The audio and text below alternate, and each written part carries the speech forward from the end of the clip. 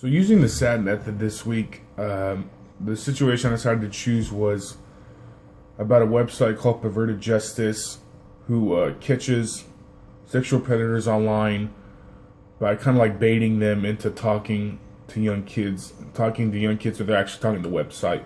And they came to a news station asking if we want to do a series of stories on finding sexual predators in the town.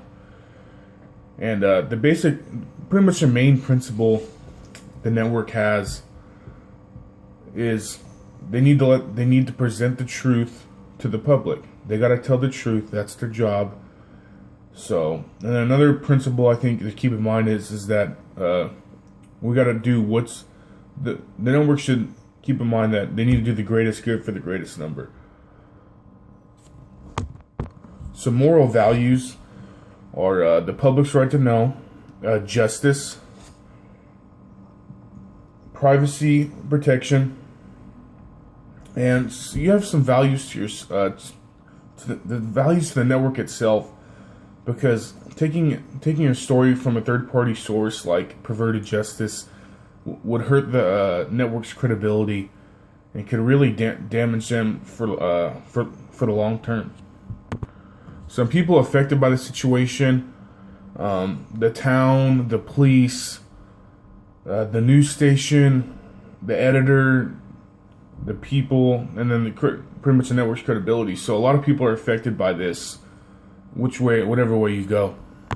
The pros of this situation would be that the network would be, if they were to go with this, a pro would be that they're spreading the word about sexual predators in their community to the public, which in the long term, it looks really good because you're telling the public who to watch out for on the streets.